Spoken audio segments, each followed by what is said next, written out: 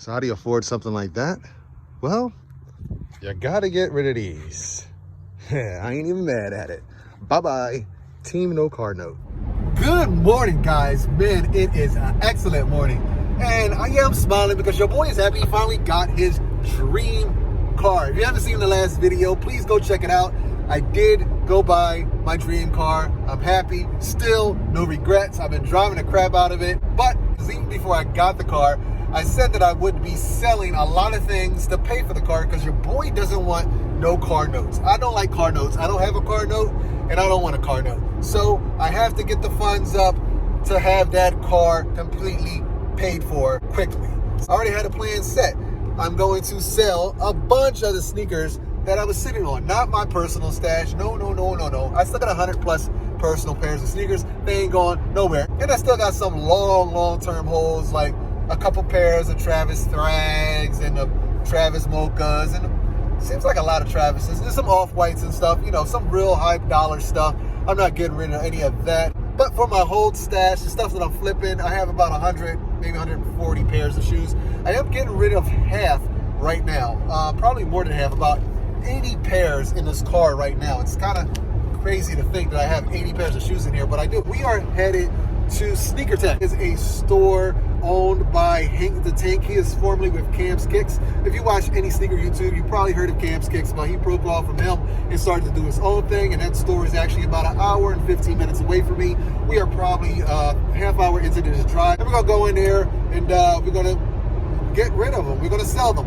We've already worked out prices for majority of the shoes. There are some shoes that we're still going to hash it out once we get there. Unfortunately, I'm not going to film that process, guys. I'm just going to pick it up once I get back in the car and I'm done with the transaction. But yeah, I am getting rid of a bunch of shoes to pay for the GTR. I'm also going to be selling two cars. I'm going to be selling my Black Beast Mustang. Yes, my love, my beast. The reason I am Beastly Garage, I am selling that car. And yeah, if you're interested in the car, if you're interested in the other shoes that I'm going to be posting up on my Instagram very shortly, I do have a bunch of shoes that aren't in a car that are going to be for sale that I'm selling on my own.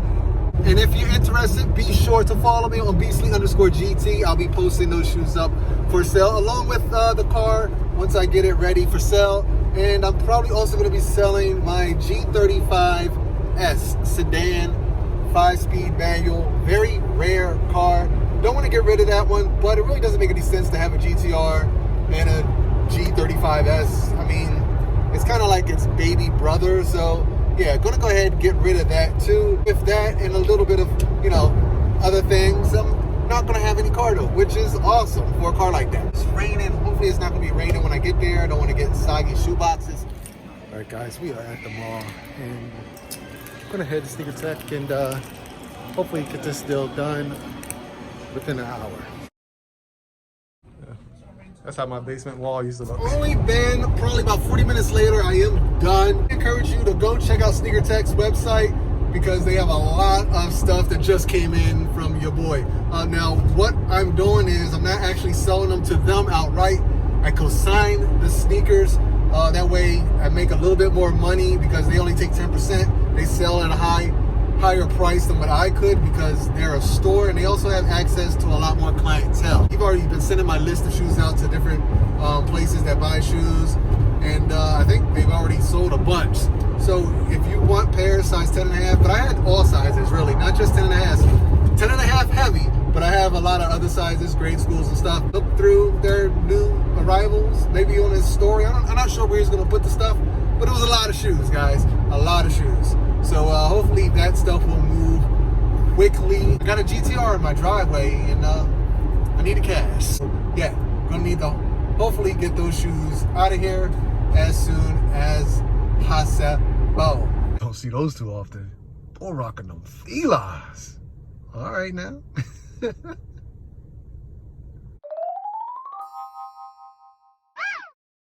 Got her warming up, looking good. Yes, I am in love with this car. I'm going to go into details of the things I really love about this car and some of the things I might not love as much. But one of the things I don't love is that I was driving this car to the gym, even though my wife said I probably shouldn't be driving it to the gym, and I hit a stick. It bounced up swung into the door and put a crease. You probably can't see it, but I can see it. You can see it right there. Right there, there's a crease in the paint. See it from a distance. Yeah. So I am actually on my way to a PDR, paintless dent removal person, and they're gonna take care of that for me because I just can't have any dents in this car, man.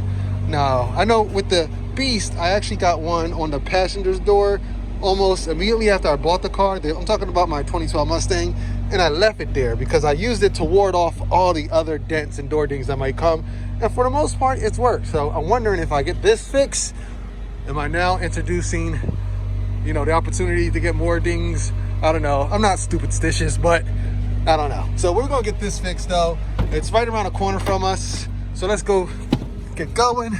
I have to say, I enjoy driving this car a lot, but it also comes with a bit of, you know, nervousness because this is probably this is the most money I've ever spent on a car. I am worried about damaging it, as I already have going to the gym. Even though it is a minor dent, it was a dent, and I've only had the car for, it'll be a week tomorrow since I had this car, and I mean, that's not a great track record. I put about 530 miles on the car. Now, I did have my first kill in this car. Nice little run-in with a Dodge Ram TRX. It was from a dig. I thought, hold up, this truck is really fast.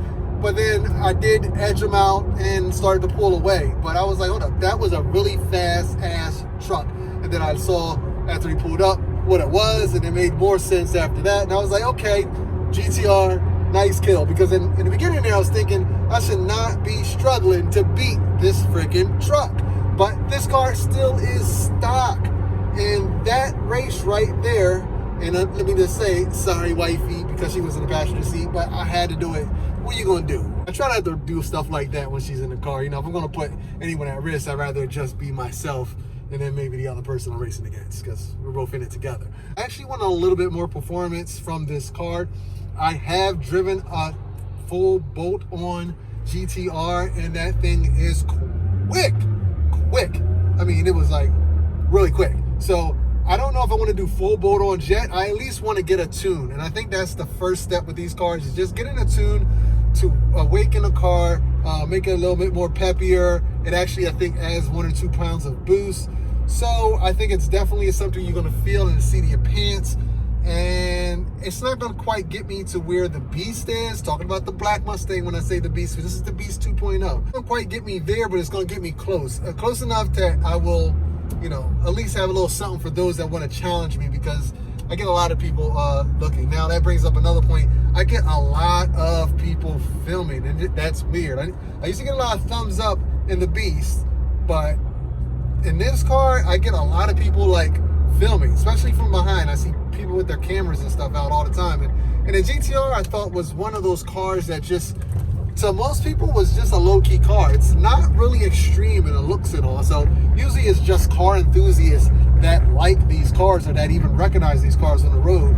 But from what I find in this, a lot of people really like noticing this car in particular while I'm driving down the street through neighborhoods and stuff. So I think that's pretty cool. I mean, car guys like people to, you know, acknowledge their cars, but not to the point where I think that you're putting myself and yourself in danger by trying to film, take pictures, and doing stuff like that while we're driving. Me and my wife both caught it several times. I'm always learning new things with this car. Every time I drive it, I just learned something new, and I just figured I'd share it with you guys since I just figured it out. That if you hit the paddle shifters, even though you have it in auto mode, which is the mode I use 99.9% of the time so far, if you hit the paddle shifters, it does still go into manual mode. So you don't have to go over and hit the knob, because there's a knob that says manual. I thought you had to bump that over. Now just slapping the paddle shifters and you can downshift just like that. That's something I did not know until I just accidentally hit them while I was doing a little pull, and it downshifted. So that's cool. All right, so these guys hooked it up. Yes, sir. Oh. Oh, that looks great, dude. Yeah. I don't know where it was. So that's a good thing. That's the point. Yeah. So that came out amazing. I'm about to run over there. You want me to drive? There's no sign of that. Shout out to these guys, Extreme PDR. They got me looking right. Look at that. Look at that. Ain't no dents. Clean. Guys, we are back at the crib, and the GTR is back to the way it was 48 hours ago. So crazy. I spent money just to get it back to the way it was 2 days ago, but it looks good, and I'm happy about that. But right now, we're in the midst of doing a lot of stuff. I got a lot of cars here. Right now, we're up to 8 cars at this house, and that's a little excessive for the amount of people that live here. Most of them are mine, so it's kind of my fault. So this car is actually staying. I'm actually gonna try to keep this one for a minute. I don't have anything really invested in it. It's a great car. I think it's gonna be something that's gonna turn around and be worth something a few years down the line. Plus, I enjoy driving it. I like the old school muscle. So having an old school muscle along with some of the newer school, you know, performance cars, I think it's a good combination to have, because if I get rid of both of these Mustangs, then I got no V8s in the house, and that's just not going to happen. My Infiniti G35S, I searched high and low for this car when I wanted it. I was looking specifically for a 6-speed manual sedan. When one came up, I snagged it up quick. I enjoy this car. I love it. It has given me no problems in the years that I've owned it. Yeah, that car will be for sale. So these 2 cars in the near future will not be here. And it'll just be, I'll just have basically for my own personal collection, just the 95 Mustang and the GTR. And then we still got Nyla's car there, but since she's in college, I'll actually be taking over her little Lexus IS250 there in the corner while she's away. So that's gonna probably be my daily. And then got Brandon with his Infiniti, what is it? The Infiniti G35 Coupe that we gave him. So that's his daily, but he has a car that he can get for work. So he has a work car, which is always a nice new car. And the goal is to get this car into the garage along with that car. And then we should all be happy. Well, except for wifey, because she always wanted a garage spot, but I keep taking them up with my cars. And yeah, I told her we should just build another garage. All right, that's about it. Like, comment, subscribe. Your boy's out of this joint. So next time, I got some garage cleaning to do. And yes.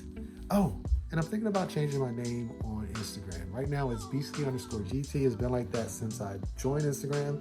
But I'm thinking about adding just the letter R to the end of it. How's that sound? I don't know. Like, comment, subscribe. Your boy's out of this joint. Until next time. Later.